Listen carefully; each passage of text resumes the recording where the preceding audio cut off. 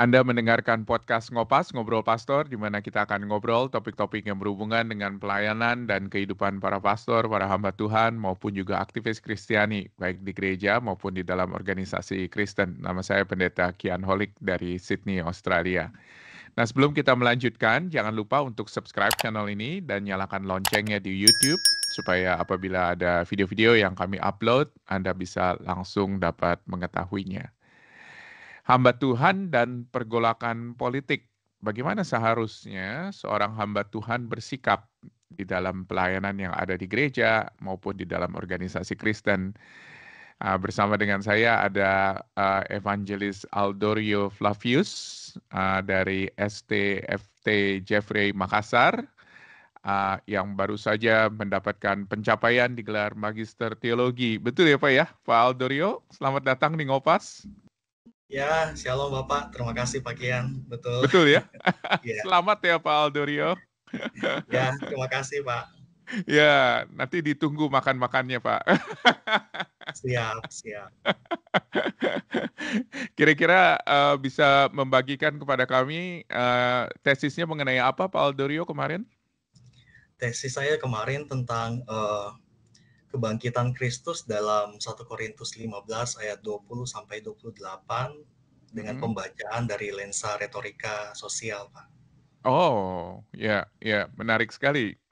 Kira-kira aplikasi praktisnya yang bisa dipikirkan oleh para pastor apa? Yang bisa dipikirkan oleh para pastor ketika kita mencoba untuk menyampaikan Injil kepada jemaat atau mungkin kepada orang yang belum percaya, kita perlu melihat ideologi-ideologi apa yang sedang berkembang di dalam budaya jemaat pada saat itu. Sehingga ketika kita menyampaikan Injil, kita boleh menyampaikan dengan suatu urutan yang baik, sehingga itu bukan hanya masuk di akal dari para pendengar, tapi juga itu menyentuh hati dari yang mendengarkan berita Injil itu, Pak. Wow, menarik sekali. Tentunya kita kepingin tahu nih, kalau misalnya nanti mungkin tesisnya bisa menjadi sebuah buku atau bagaimana yang bisa dibaca oleh para pastor. Saya rasa akan sangat berguna sekali. Terima kasih Pak Aldorio. Pak Aldorio sudah berapa lama mengajar atau mungkin ada di STFT Jeffrey di Makassar? Baik, Bapak. Saya di Jafre Makassar, kalau dari hitungan kuliah S1 Pak ya, itu dari Heeh, tahun 2009, heeh, kemudian tamat 2014, setelah itu ya, ada 3 tahun kurang lebih pelayanan full timer di gereja, ya. kemudian kembali ke Makassar 2017, Hmm. lanjut studi S2, lalu 2020 dipercayakan untuk menjadi dosen full time di sini sampai sekarang Pak. Baik, baik, baik. Puji Tuhan.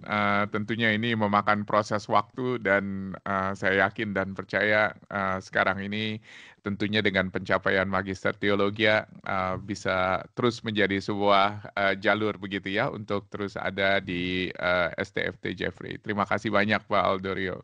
Nah Pak Aldorio, kita akan bicara mengenai bagaimana peranan dari pastor di dalam pergolakan politik. Tentunya pergolakan politik itu tidak bisa kita abaikan sebagai gereja dan juga tidak bisa kita hindari sebagai gereja. Dan ketika pastor melayani di gereja, pastor akan menghadapi hal ini, mau tidak mau. Pertanyaannya ialah bagaimana bersikap, bagaimana seharusnya seorang pastor bersikap di dalam hal ini. Tetapi tentunya kita harus bicara dulu mengenai panggilan dasar seorang hamba Tuhan atau seorang pastor ini nih. Menurut Pak Aldorio bagaimana nih? Untuk seorang pastor menghadapi hal-hal tersebut, kira-kira apakah perlu betul untuk mengerti panggilannya seperti apa? Baik Bapak, betul menurut saya gereja ini memegang peranan yang sangat penting terkait tentang pergolakan ekonomi dan juga politik yang ada di dunia saat ini, di mana kita ketahui bersama bahwa gereja itu sebenarnya kan sebagai komunitas rohani ya, bukan Hmm, lembaga politik. Tapi karena gereja ini hidup di dunia yang penuh dengan dinamika politik, hmm, maka gereja tidak bisa buta terhadap politik, tetapi juga tidak boleh diperbudak oleh politik. hmm, Itulah sebabnya bagi saya secara pribadi, gereja dan politik ini harus dibatasi ya, dibatasi Hmm. ada dua sisi yang harus dibatasi secara jelas. Yang pertama, kita perlu paham bahwa gereja ini bukan alat politik. Hmm. Maksudnya apa? Maksudnya gereja ini adalah tubuh Kristus ya. Jadi ketika Hmm. gereja mulai dipakai untuk kepentingan golongan, kepentingan Hmm. partai atau etnis tertentu, maka sesungguhnya gereja ini kehilangan identitasnya sebagai tubuh Kristus. Hmm. Hal yang kedua yang perlu kita pahami ialah hamba Tuhan itu bukan aktor politik, Pak. Itu yang Hmm. saya pahami. Hmm. Uh, karena apa? Karena kita dipanggil sebenarnya sebagai gembala bukan untuk merebut kekuasaan, tetapi sebenarnya panggilan itu jelas untuk menggembalakan. Hmm. Jadi bukan untuk berpolitik di mimbar, tapi untuk Hmm. memberitakan Injil dalam kemurniannya. Jadi Hmm. kurang lebih seperti itu pemahaman saya, Pak. Tetapi di sisi lain memang juga seorang hamba Tuhan harus berbicara begitu ya, mengenai situasi politik yang terjadi di daerahnya ataukah di negaranya. Dan ini juga dialami oleh begitu banyak orang, bukan hanya di Indonesia, tetapi juga di negara-negara lain ketika hamba Tuhan harus bersikap pada akhirnya, apa yang harus dilakukan. Nah, ini menarik nih Pak Aldorio, karena, ketika ditantang dan harus bersikap, tentunya sepertinya seorang hamba Tuhan bisa dituduh untuk berpihak kepada satu golongan tertentu dibandingkan dengan golongan lain, betul begitu ya? Betul Pak, betul Pak. Terus terang, saya bukan orang politik, saya juga Iya. bukan aktivis juga Pak. Jadi Mmm. bahkan niat untuk masuk wilayah itu sebenarnya tidak pernah saya pikirkan. Tapi Mmm. secara pribadi, secara pengalaman juga, saya tidak Mmm. bisa menutup mata terhadap apa yang saya sendiri secara pribadi lihat dan alami. Iya. Kadang kita pikir politik itu kan hanya urusan di luar gereja ya Pak ya. Iya. Tapi nyatanya aroma kepentingan dan perebutan pengaruh itu juga bisa merembes sampai ke dalam tubuh Kristus dan Mmm. saya lihat Mmm. ini sangat-sangat menyedihkan. Saya Mmm. pernah mendengar ada seorang yang pernah berkata seperti ini, "Kalau kita tambahkan nama daerah di belakang nama gereja kita, maka nanti Mmm. kita bisa dapat dana khusus dari pemerintah ya. Mmm. Gereja punya dana besar, gaji Mmm. pendeta bisa besar, gereja bisa Mmm. maju, pembangunan bisa Mmm. berjalan dengan baik." Mmm. Saya merenungkan hal ini sekelas terdengar logis karena ya siapa yang tidak ingin gerejanya berkembang ya Pak. Mmm. Tapi ketika gereja mulai bergerak dengan motif seperti itu, maka sebenarnya tanpa disadari Mmm. kita sedang menjual pelayanan untuk keuntungan. Mmm. Saya teringat beberapa tahun yang lalu ya, di Mmm. waktu saya usia SMP kelas 3, Mmm. ada satu list lembar yang dibagikan ke jemaat. Mmm. Dan saya lihat di dalam list-list itu ada daftar tarif pelayanan gembala. Mmm. Jadi misalnya doa Mmm. ya, doa yang Mmm. seharusnya adalah anugerah gratis tapi mulai ditarif ya. Kalau gembala Mmm. sidang berdoa untuk jemaat ditarif sekian. Mmm. Kemudian yang mau konseling harus berbayar. Mmm. Yang mau diberkati dalam pemberkatan nikah juga, Mmm. pemakaman, perkunjungan di rumah sakit itu juga harus ditarif. Jadi saya melihat ada suatu pergeseran di sini, di mana pelayanan pastoral yang dari Mmm. awalnya seharusnya dilandasi dengan kasih, tapi Mmm. mulai berubah menjadi bisnis. Mmm. Bahkan bukan hanya itu saja Pak, saya juga Mmm. pernah mendengar bagaimana ada pengajaran gereja yang mulai diselewengkan. Ada Mmm. yang mengklaim bahwa Yesus itu bukan dari Israel ya, tapi dari daerah tertentu di Indonesia ya. Mmm. Nah, tujuannya apa? Untuk memperkuat posisi satu kelompok suku dan Mmm. menyatakan bahwa hanya mereka yang berhak untuk memimpin gereja. Mmm. Lalu hasilnya apa? Hasilnya teman baik saya, teman sekolah minggu saya Mmm. itu kami Mmm. tidak saling menyapa ya. Kemudian gereja pecah, persaudaraan yang dulu eee, erat dibangun, Mmm. sekarang berubah Mmm. menjadi ruang konflik dan sebagainya. Mmm. Mmm. Bahkan Mmm. saya di dalam pengalaman saya Bapak, saya pernah menyaksikan sendiri seorang gembala yang hanya karena bukan berasal dari suku mayoritas, dia Iya. dikeluarkan dengan paksa. Mmm. Barang-barangnya dibuang dari pastori dan saya Mmm. kira ini bukan lagi soal perbedaan teologi atau doktrin, tapi ini sudah masuk dalam wilayah, pekerjaan kuasa gelap ya, yang menyelundup Mmm. masuk ke dalam, prioritas kepentingan atau, kelompok tertentu. Mhm. Jadi Mmm. ya saya merenungkan bagian ini, sebenarnya Alkitab mengajarkan kepada kita bahwa Injil tidak membangun tembok antar suku, Pak, ya. Mmm. Injil malah Mmm. menghancurkan, tembok itu dan Iya, membangun satu tubuh yang kita kenal sebagai tubuh Kristus. betul. Dengan kata lain, gereja itu sebenarnya bukan milik adat tertentu atau milik mayoritas tertentu atau Hmm, juga bukan milik siapa yang punya dana atau suara yang lebih banyak. hmm. Pada prinsipnya gereja adalah milik Kristus, Pak. Amin, amin. Dan memang itu pesan yang harus kita sampaikan begitu ya, karena seringkali ini menjadi sesuatu yang sangat-sangat praktis dan ada di lapangan dan kita harus bersikap. Jadi saya teringat beberapa kasus juga gitu loh ya, yang terjadi di negara-negara lain, ketika, seorang pendeta atau seorang pastor harus bersikap juga, apa yang dia harus lakukan pada akhirnya dan ini tidak mudah. Beberapa kasus misalnya seperti kayak di Hong Kong beberapa waktu yang lalu begitu loh. Kita melihat juga, ada kasus-kasus politik di mana pendeta pada akhirnya harus bersikap kira-kira apa yang ingin dia ambil dan atau suara politiknya seperti apa.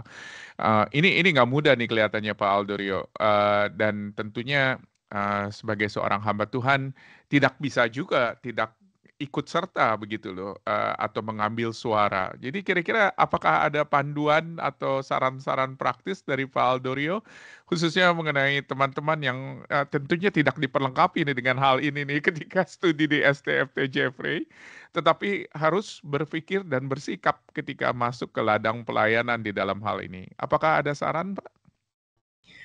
Ya, Bapak, di dalam, perkembangannya memang kita perlu paham bahwa memang di satu sisi politik kan bicara soal kuasa ya, Mmm, kekuasaan, dan gereja itu kan berbicara soal kebenaran. Jadi betul. gereja bisa bersaksi dalam nilai-nilai kerajaan Allah lewat Mmm, teladan, pendidikan, dan juga, mmm, eee, pembinaan. Jadi mmm, beberapa hal yang saya amati ini secara umum saja Bapak, secara prinsip, mungkin di dalam gereja kita bisa lebih menekankan pengajaran yang jujur, yang mmm, murni dari mmm, mimbar. mmm, Artinya kita memberitakan Injil tidak dikompromikan oleh kepentingan ya. Kita mmm, mengajarkan kasih, keadilan, dan juga kesetiaan mmm, ya. mmm, Lalu juga kita di gereja juga kita bisa, membentuk hati nurani jemaat ya, melalui mmm, pembinaan karakter, pendalaman mmm, Alkitab PA. Jadi di sini gereja, mencoba menanamkan nilai-nilai kerajaan Allah seperti integritas, kasih kepada mmm, sesama, dan mmm, juga tanggung jawab sosial. Nah, mmm, di satu sisi juga, gereja bisa, menjadi komunitas alternatif. mmm, Artinya, gereja menunjukkan budaya kerajaan Allah dengan menjadi tempat di mana semua orang itu dihargai, mmm, tanpa ada diskriminasi suku, status sosial, dan juga latar belakang tertentu. Dan mmm, juga mmm, sisi yang saya lihat, gereja perlu mendorong jemaat untuk menjadi garam dan terang di bidangnya masing-masing, Pak. mmm, Artinya mmm, bukan gereja mengontrol politik, tetapi mmm, gereja membentuk orang-orang yang punya panggilan untuk mmm, membawa terang Kristus ini ke mmm, dalam pemerintahan, pendidikan, ekonomi, dan sosial yang di mana itu menjadi panggilan dari jemaatnya. mmm, mmm. Jadi tadi sempat disebutkan bagaimana gereja perlu kembali begitu ya ke nilai-nilai Alkitabiah yang memang menjadi fondasi atau menjadi dasar daripada, panggilan sebuah gereja, di tengah-tengah komunitas. Nah, apakah ada contoh-contoh yang Pak Aldorio pernah lihat begitu loh, yang mungkin bisa diikuti atau menjadi teladan bagi para pastor untuk melihat sebuah model? Silakan Pak. Baik Bapak, sejauh yang saya amati dan saya lihat secara pribadi, Ya, biasanya itu, ketegangan itu mulai muncul di dalam masa-masa, pemilu ya, atau mungkin, mmm, pemilihan, kepemimpinan atau pemimpin daerah tertentu di mana satu betul, jemaat, satu gereja itu punya, mmm, punya jargonnya, punya, mmm, jagoannya masing-masing, dan saya melihat mmm, di situ ketika ibadah, itu kita ibadah bersama-sama union ya, mmm, ya, tetapi ketika pulang dari ibadah, mereka yang berbeda, pilihan itu tidak saling menyapa, tidak saling menegur, tidak saling, senyum, bahkan ya, saling menghindar dan menjauh ya. ya, Nah, saya lihat ada sikap gembala yang perlu, mmm, menjadi, penengah di sini. Artinya, mmm, sebagai seorang hamba Tuhan, gembala, kita perlu merangkul semua pihak yang ada. mmm, Jangan kita, memberikan celah yang besar mmm. untuk politik akhirnya merusak, gereja yang sudah dipersatukan oleh Kristus. Contoh sederhana di dalam Alkitab, sebagaimana kita tahu jemaat Korintus itu kan terpecah oleh karena ada pemimpin-pemimpin yang mereka idolakan. Betul. Kemudian Paulus dengan suara yang tegas memberikan suatu penekanan bahwa barang siapa yang memecahkan tubuh Kristus ini akan berhadapan dengan Kristus, kurang lebih seperti itu. Dan saya kira seorang hamba Tuhan harus mengambil posisi yang netral dalam hal ini. Artinya apa? Artinya dia harus berpegang kepada firman untuk mempersatukan, ya. Bukan untuk membangun tembok suku tertentu atau golongan tertentu. Jadi mungkin dalam hal seperti ini pelayanan pastoral memang ini holistik, Bapak, yang saya perhatikan. Betul. Dan memang setiap kali perkunjungan pastoral memang harus terus ditekankan, diajarkan, lalu didoakan supaya ada kesehatan di dalam jemaat. Jadi kembali ke nilai-nilai yang ada di dalam Alkitab dan juga mungkin contoh-contoh yang ada di dalam Alkitab untuk melihat bahwa Alkitab sendiri sebetulnya mengutamakan Kristus di atas segala-galanya gitu ya, dibandingkan dengan perbedaan pandangan atau perbedaan perbedaan sudut daripada setiap pernyataan-pernyataan politik. Menarik sekali ini Pak, karena terus terang maksudnya ini adalah hal yang tidak mudah begitu ya, karena ketika kita ada di lapangan, tentunya ada hal-hal tertentu yang seringkali menyudutkan kita dan pada akhirnya kita harus memilih untuk menyuarakan atau bersuara seperti apa begitu loh. Jadi pasti selalu ada tuduhan atau mungkin ada sangkaan bahwa pendeta ini berpihak kepada satu partai politik tertentu atau kepada partai politik yang lainnya. Ada saran dari Bapak kira-kira kalau misalnya sampai terjadi seperti itu? Kalau sampai seperti itu, Bapak, menurut saya ini sejauh pemahaman saya, Pak. Jadi sebaiknya langkah kita sebagai seorang hamba Tuhan adalah kita memberikan suatu pemahaman kepada jemaat untuk memilih berdasarkan hati nurani mereka. Artinya dengan mengajarkan kebenaran firman Tuhan yang benar, yang setia, yang jujur, biarkanlah jemaat itu memilih berdasarkan pilihan mereka sendiri. Kita tidak perlu mengarahkan kepada satu oknum tertentu, meskipun mungkin oknum tersebut adalah anggota jemaat kita sendiri. Meskipun di satu sisi ada keuntungan-keuntungan di balik ketika anggota jemaat kita yang terpilih, tetapi ada baiknya sebagai seorang hamba Tuhan kita mengarahkan jemaat untuk melihat kebenaran firman Tuhan. Apakah calon-calon ini, kandidat-kandidat ini sudah sesuai dengan porsi kejujuran, kepentingan bersama, dan lain sebagainya. Sehingga hal ini mungkin meminimalisir adanya ketegangan di antara jemaat yang mungkin berbeda opini atau pilihan, Pak. Ya, dan biarlah kiranya pada akhirnya pilihan akhir itu diserahkan kepada yang bersangkutan begitu ya, untuk memilih dan untuk melihat dengan hati nuraninya seperti apa kira-kira pilihan tersebut. Nah tadi Bapak juga menyinggung juga mengenai bagaimana kesempatan atau maksudnya keadilan kepada semua orang ya untuk boleh berbeda pandangan politik tetapi tetap datang bersama-sama sebagai tubuh Kristus. Nah ini menarik nih Pak, karena rata-rata seringkali justru gereja menjadi pecah karena hal tersebut gitu loh. Ada saran dari Pak Aldorio sendiri ketika ada dua kubu mungkin di dalam gereja bagaimana seorang pendeta harus bersikap?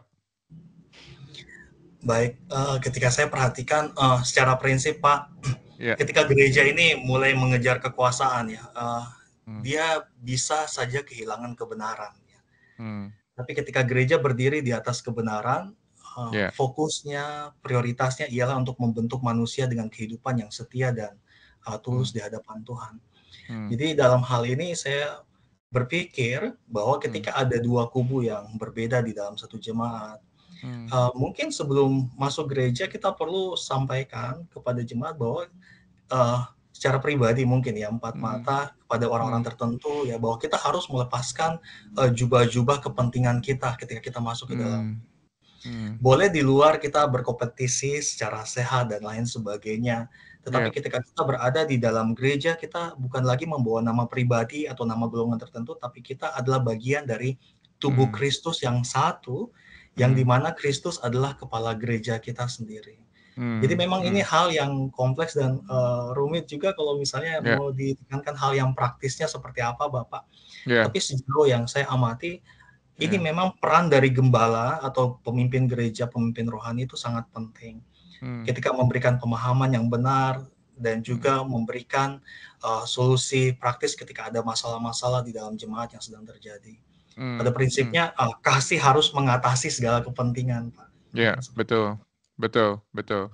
Walaupun memang juga seringkali, saya sadar kalau misalnya banyak jemaat yang pada akhirnya bertanya kepada hamba-hamba Tuhan yang ada di dalam gerejanya atau pendetanya, "Kalau Bapak, Bapak akan bersikap seperti apa coba?" Kalau pertanyaannya seperti itu, mau tidak mau, seorang hamba Tuhan juga harus mengambil sebuah sikap, betul nggak ya? Kira-kira pilihan apa yang akan diambil? Dan ini memerlukan hikmat dan kebijaksanaan yang luar biasa besar. Ada komentar Pak mengenai hal tersebut? Dalam hal ini memang betul Pak, prinsip yang selalu saya ingat sebagai seorang hamba Tuhan adalah, Iya, seorang hamba Tuhan itu harus tetap menggembalakan Pak, mmm, bukan menguasai.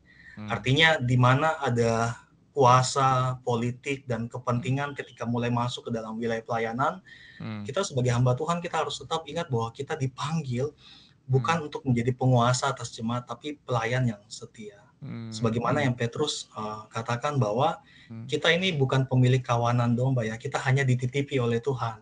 iya, Tugas kita merawat, bukan mmm, memanfaatkan, tugas kita mmm, membangun, bukan memecah ya. mmm, Jadi kita harus tetap setia menggembalakan dalam kasih Kristus. mmm, Meskipun mungkin kita tahu faktanya bahwa iya, ada jemaat dengan pilihan yang berbeda, tapi kita harus tetap bisa merangkul kedua kubu ini ya. Dan mmm, bagaimana bisa merangkul? Ya kita harus berada dalam posisi tidak berada dalam kepentingan salah satu betul. anggota atau kelompok tertentu. Betul, betul, dan, itu memerlukan sebuah hikmat, kebuat kebijaksanaan dalam berkata-kata, dalam bersikap juga pada akhirnya, dan kita perlu mendoakan hal tersebut.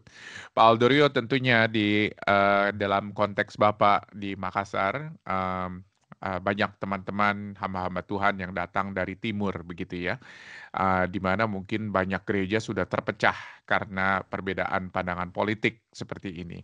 Tentunya kita, berdoa dan kita merindukan adanya sebuah pembaruan di dalam gereja-gereja Tuhan gitu ya, yang ada di daerah timur terutama. Nah di dalam konteks Bapak kira-kira apakah ada saran-saran bagi gereja-gereja yang sudah mungkin terpecah, karena pandangan politik, dan juga bagaimana seorang pemimpin gereja, hamba Tuhan ataupun majelis seharusnya bersikap? Ada saran Pak? Baik Bapak, dalam hal ini memang kita harus kembali kepada apa yang Tuhan katakan buat kita ya.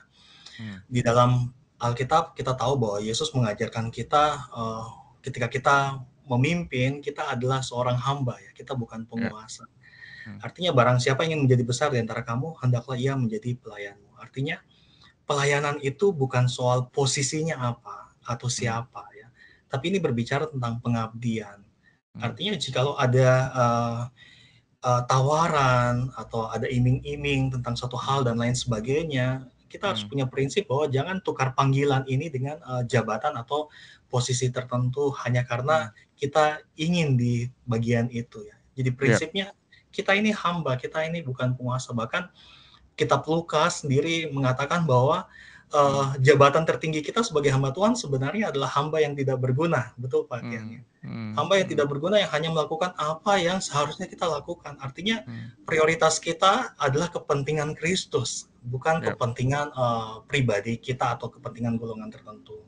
mmm, Nah, hal yang kedua yang saya juga ingat dan tekankan dalam prinsip hidup saya dan juga pelayanan ialah kita perlu berpegang pada firman.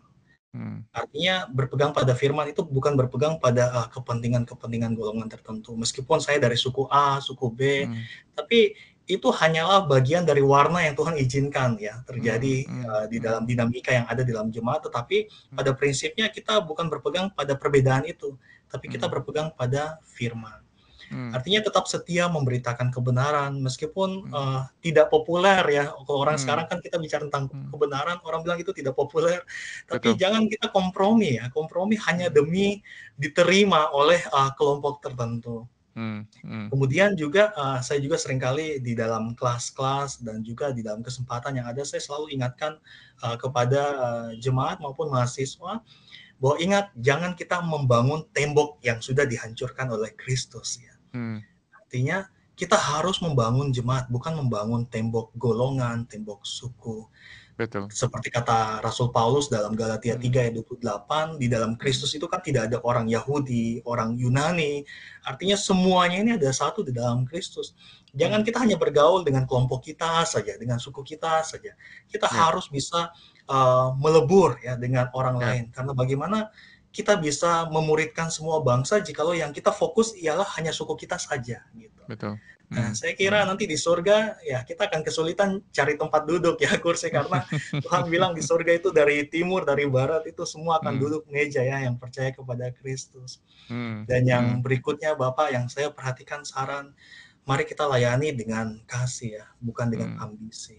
Hmm, hmm. Terima kasih banyak Pak Aldorio. Ini saran-saran praktis yang saya yakin dan percaya sangat berguna, bukan hanya kepada hamba Tuhan yang akan masuk ke ladang, tetapi juga buat mereka yang sudah ada di ladang dan mungkin yang mengalami isu-isu atau permasalahan atau perpecahan di dalam gerejanya. Biarlah kiranya kita boleh mengalami sebuah pembaruan yang ada di dalam gereja kita dan juga di dalam pelayanan kita. Pak Aldorio, terima kasih banyak buat waktunya. Puji Tuhan kita bisa berbicara hal ini dengan terbuka, dengan jujur. Dan terima kasih sekali lagi untuk selalu kembali kepada nilai-nilai Alkitab dan nilai-nilai Tuhan Yesus yang mana menjadi nilai yang lebih tinggi seharusnya daripada nilai-nilai atau pandangan-pandangan politik yang kita miliki. Terima kasih Pak Aldorio. Bisa tolong tutup pembicaraan kita di dalam doa dan tolong doakan khususnya kepada calon-calon hamba Tuhan maupun juga kepada para hamba Tuhan yang sudah ada di ladang agar mereka boleh bijak dan boleh mengedepankan nilai-nilai Kristus di atas segala-galanya. Terima kasih Pak. Ya, sama-sama Pak Kian, saya juga bersyukur dan berterima kasih untuk ruang ini. Kiranya Tuhan Yesus memampukan kita semua. Amin. Mari Bapak kita berdoa. Ya Tuhan, kami sungguh bersyukur untuk anugerah-Mu yang begitu besar atas hidup kami, atas bangsa kami, di mana Engkau telah hadir, Engkau telah mati bagi kami, dan Engkau telah memberikan anugerah-Mu bagi kami untuk boleh hidup di dalam kasih, pengampunan, dan juga kebersamaan dan kesatuan yang Tuhan telah ciptakan di dalam tubuh Kristus. Hmm. Saat ini Bapa, kami berdoa dan menyerahkan ke dalam tangan-Mu untuk segala pergumulan dan situasi yang sedang terjadi saat ini, di mana Tuhan ada begitu banyak hal yang terjadi di dalam tubuh Kristus, ada begitu Hmm. banyak kepentingan yang terjadi, sehingga akhirnya membuat perpecahan, persatuan yang dulu harmonis, tapi sekarang akhirnya terpecah oleh karena ada dukungan atau kepentingan terhadap kelompok tertentu. Bapak, kami sadar kami tidak bisa menghindari semua uh, hal-hal seperti ini Tuhan, tapi kami berdoa kiranya Tuhan terus menguatkan gereja-Mu, menguatkan Hmm. tubuh-Mu ya Tuhan, Ya. bahkan terlebih khusus hamba-hamba-Mu yang memimpin.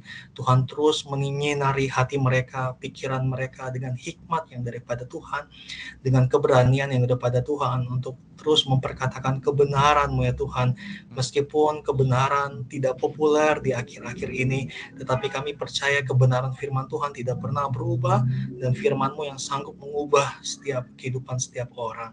Karena Ya. itu Tuhan, kami berdoa untuk hamba-hamba-Mu di mana saja mereka berada, yang sedang mengalami dilema, mengalami pergolakan yang ada saat ini terkait tentang politik. Tuhan terus memberikan mereka kemampuan, hikmat, kesanggupan ya Tuhan untuk boleh menyelesaikan semuanya Tuhan dalam pimpinan dan pertolongan Tuhan. Hmm. Kami juga berdoa untuk calon-calon hamba Tuhan yang muda, yang mungkin minim dalam hal pengalaman, tapi Ya. kami percaya Tuhan ketika memanggil mereka, Tuhan yang akan memperlengkapi mereka. Tuhan terus kobarkan di dalam hati mereka semangat untuk tetap berpegang kepada kebenaran-Mu, bahkan prinsip firman-Mu ya Tuhan, untuk terus melihat diri kami ini hanyalah sebagai seorang hamba yang melayani kepentingan Tuhan kami. Karena itu Tuhan, tolong arahkanlah hati anak-anak-Mu ini Tuhan, agar terus terpaut dan tertuju kepada Tuhan. Dan kami percaya di masa depan, meskipun di dalam segala kekurangan yang ada, kami percaya gereja Tuhan tetap berdiri, oleh karena Tuhan meneguhkan dan memampukan anak-anak-Mu ya Tuhan, untuk tetap berdiri di atas kebenaran firman-Mu. Ya. Terima kasih Tuhan, hamba juga berdoa untuk Pak Kian, Tuhan memberkati di dalam pelayanan, di dalam keluarga, bahkan di dalam segala usaha yang dikerjakan. Tuhan memakai hamba-Mu untuk jadi berkat, menjadi saluran, corong kasih-Mu ya Tuhan bagi orang di mana saja mereka berada, sehingga biarlah melalui kehadiran hamba-Mu Pak Kian, boleh menjadi perpanjangan tangan Tuhan yang menyentuh hati setiap orang jemaat Tuhan, untuk kembali kepada Tuhan, kepada firman. Terima kasih Bapak, kami bersyukur untuk ruang ini. Tuhan memberkati, biarlah melalui pembicaraan kami selama beberapa waktu ini boleh memberkati jemaat Tuhan yang mendengarkan. Inilah doa kami, dalam nama Yesus kami berdoa. Amin. Amin.